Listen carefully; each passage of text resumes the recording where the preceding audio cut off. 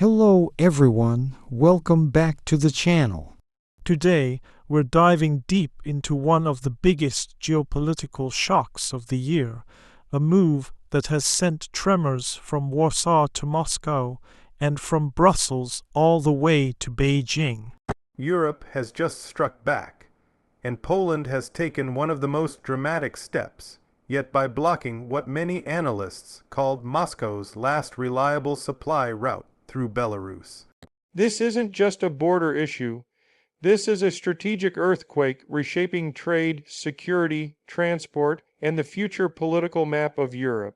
So let's break down what happened, why it happened, and what this means for Russia, Belarus, Europe, and the world.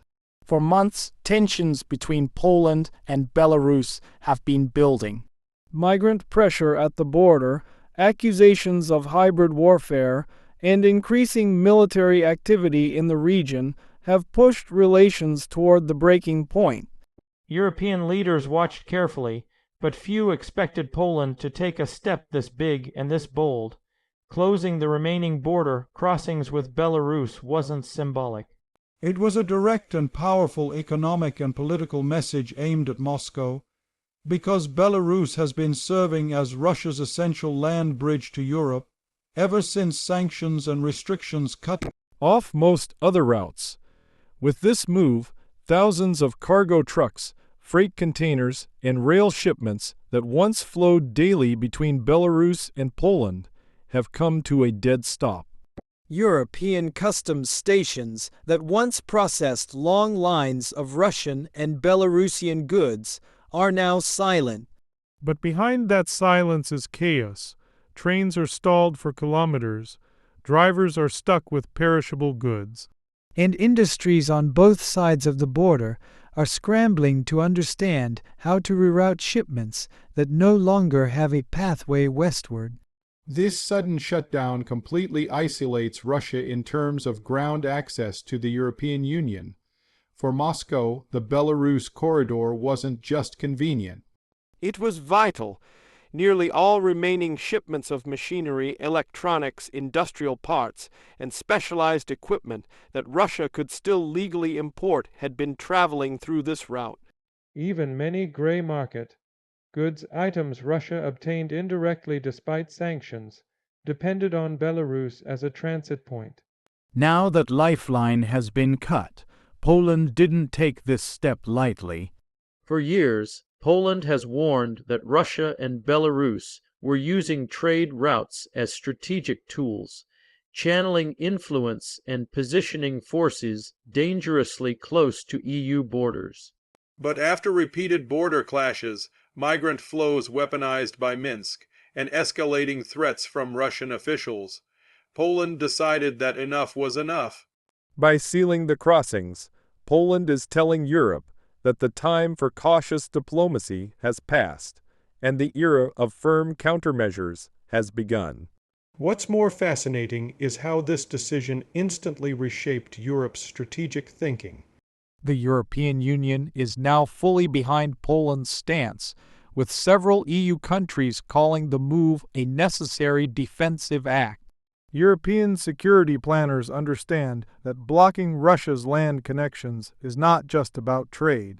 It's about weakening Moscow's ability to finance its war machine and reducing Belarus's role as Russia's quiet accomplice. Belarus now finds itself squeezed. On one hand, it depends heavily on Russia politically and economically. On the other, it relies on European trade routes for exporting goods like fertilizers, timber, and manufactured products.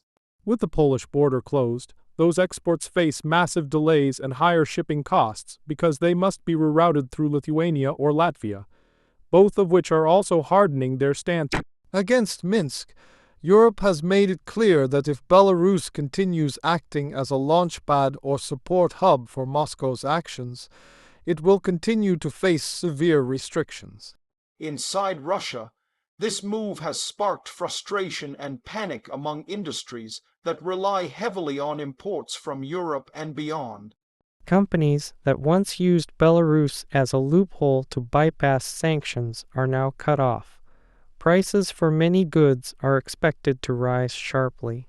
Factories that depend on specialized European equipment could slow down or shut down entirely. And while Moscow tries to portray normalcy, Russian logistics experts privately admit that losing the Belarus-Poland route may be one of the most damaging logistical blows since the sanctions began. There is also a military dimension to this crisis. The Poland-Belarus border lies dangerously close to the Suwalki Gap, a narrow stretch of land between Poland and Lithuania that separates Belarus from Russia's Kaliningrad region. NATO has long considered this area one of the most sensitive choke points in Europe. By closing the border, Poland has tightened control over a zone that could determine the outcome of any future conflict involving Russia and NATO. It enhances NATO's defensive posture while restricting Russia's mobility. This closure is also a signal to China. For years, Beijing has relied on rail corridors passing through Belarus and Poland as part of its Belt and Road project, a major trade network connecting China to Europe. Now, one of the central railway lines linking China to the EU has been disrupted.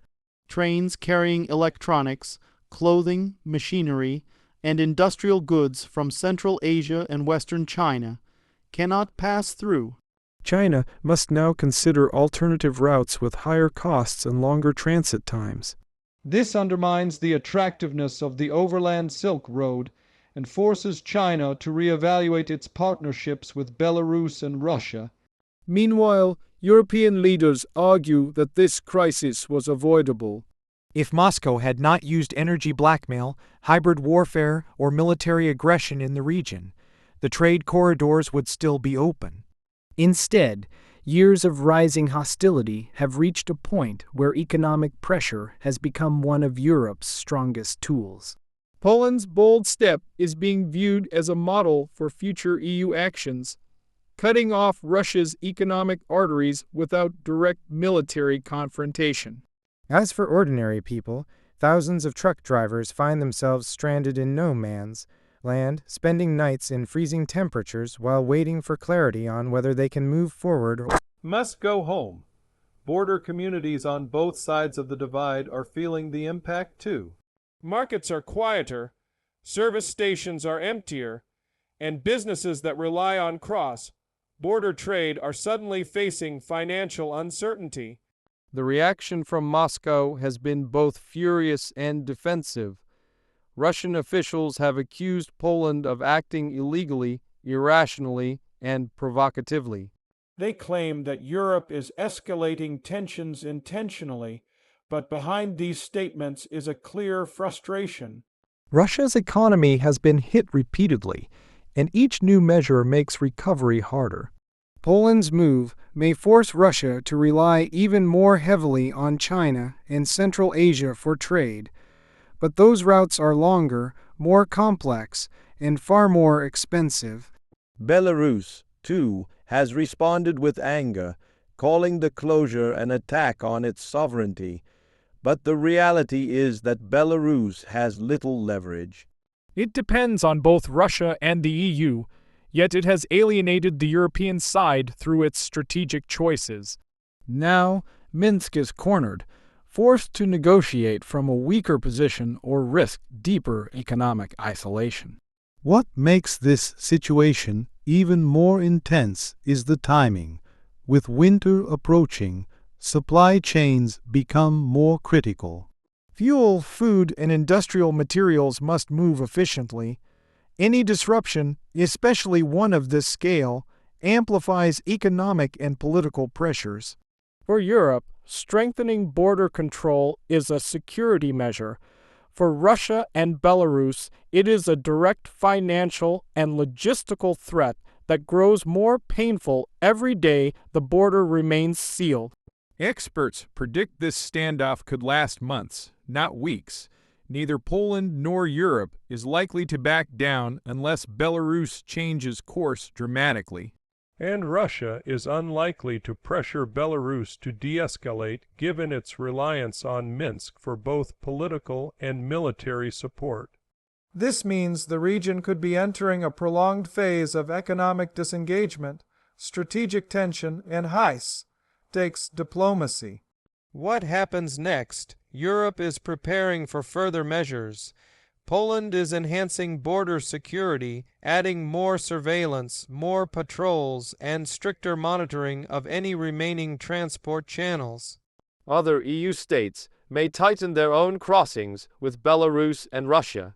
Meanwhile, Russia may attempt new routes through the Caucasus or the Arctic, but none can replace the efficiency of the Belarus-Poland corridor. This moment is a turning point, not just for Poland or Russia or Belarus, but for the entire European security landscape. A single border closure has exposed how fragile Russia's logistical network truly is, how dependent Belarus has become, and how unified Europe can be when facing pressure. This move shows that Europe is no longer content with reacting. It is ready to act proactively, strategically, and decisively. As the situation continues to develop, the world is watching. Nations are reassessing alliances, trade routes, and diplomatic strategies. And as the story unfolds, one thing is clear: Europe's response has changed the game. The message sent from Warsaw to Moscow is unmistakable. The era of unchecked influence and unchallenged aggression is over. Europe is pushing back, and this time it is hitting where it hurts most. Thank you for watching today's deep dive into this major geopolitical shift.